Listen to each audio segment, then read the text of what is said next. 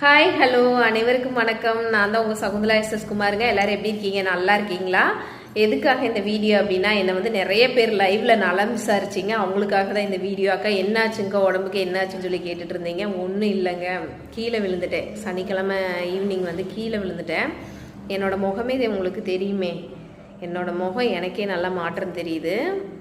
இங்கே பாருங்க, இது எல்லாமே காயம்தான்.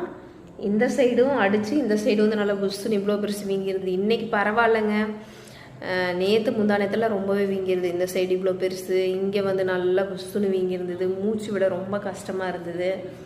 என்னால் முடியவே இல்லை, வலி அப்படி ஒரு வலி.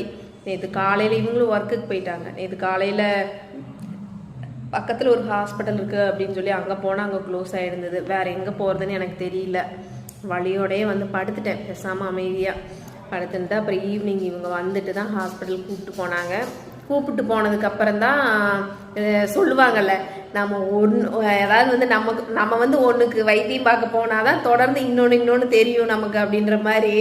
அப்படிதாங்க எனக்கும் நடந்துச்சு. என்ன நடந்தது அப்படின்னா, போன உடனே இந்த மாதிரி அடிப்பட்டதுக்கு வந்துட்டு டேப்லெட்லாம் கொடுத்தாங்க, இன்ஜெக்ஷன் 2 போட்டாங்க, எக்ஸ்ரே எடுக்க சொன்னாங்க. எக்ஸ்ரே வந்து எடுக்கணும் இன்னைக்கு வர சொல்லியிருந்தாங்க. இன்னைக்கு எக்ஸ்ரேக்கு போகலாம் அப்படின்னு சொல்லி ஃபோன் பண்ணி கேட்கும்போது, நாளைக்கு வாங்க, நாளைக்கு எடுத்துக்கலாம்னு சொல்லிட்டாங்க. அப்படி அடிபட்டதுக்காக ட்ரீட்மெண்ட் பார்க்க போனப்போ தான் தெரிஞ்சுது லோ பிபியாக இருக்குது, பிளட்டு வந்து ரொம்ப கம்மியாக இருக்குது, அதனால தான் இப்படி ஆகிருக்கு அப்படிங்கிற மாதிரி சொல்லிட்டாங்க. தலை சுத்தல் இருக்கா எல்லாமே கேட்டாங்க. அப்பப்போ டயர்ட்னஸ் இருக்கா அப்படின்னு சொல்லி கேட்டிருந்தாங்க. எல்லாமே இருக்குது அப்படின்னு சொல்லியிருந்தேன்.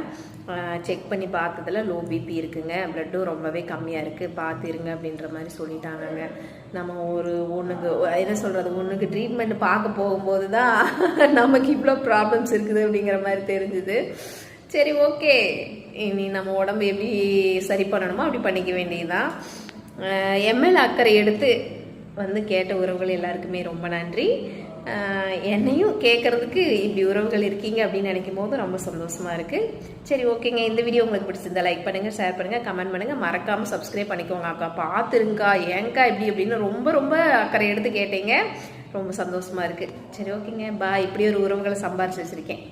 பாய்.